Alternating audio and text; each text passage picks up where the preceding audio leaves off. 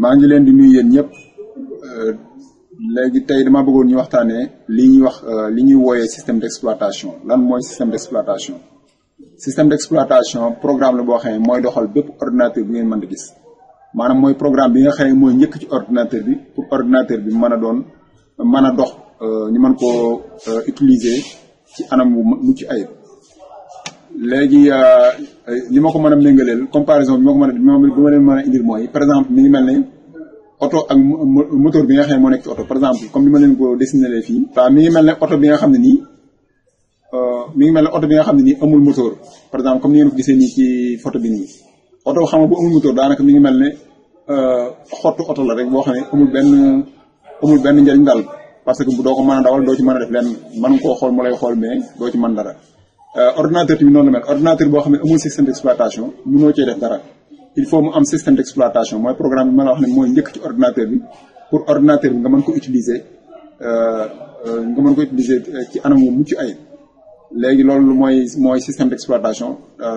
loolu jàpp naa ne kon léegi xam ngeen lan mooy système d'exploitation.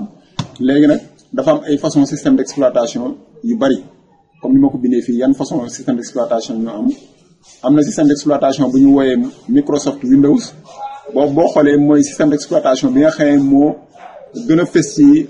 adduna bi. voilà 90% ci ñi nga xam ne ñoo utiliser ordinateur Microsoft Windows la ñuy utiliser. léegi ñu am beneen système d'exploitation bu ñuy wax Mac OS boobu moom Apple compagnie bu ñu Apple ñoom ñoo ko créé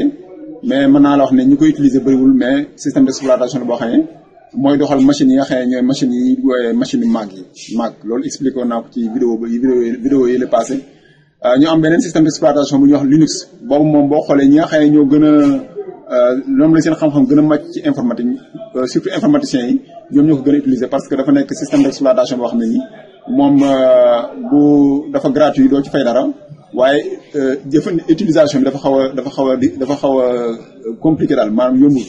moo tax informaticiens yi en général ñoom ñooy utiliser système d'exploitation Linux. bu loolu jàllee ñu am système d'exploitation bu ñu Android moom su ma ko waxee xam naa seen xel dana dem ci téléphone yi boo xoolee téléphone yi mën naa wax tamit 90% ci téléphone yi nga xam ne moom la ñuy utiliser système d'exploitation Android boobu moom mooy doxal téléphone yi parce que comme ni ma leen ko waxee tamit téléphone yi mën nañu wax ne ay ordinateur lañ comme ordinateur yi bien que ordinateur lañ yoo xam ne nii mën nañ leen a yor ni di ci def ay appel téléphonique yooyu mais jàpp leen ni ñoom tamit ay ordinateur ñoom te système d'exploitation bi doxal téléphone yi mooy li ci ëpp mooy Android. léegi bu loolu weesoo ñu ñëw ci programme yi nga xam ne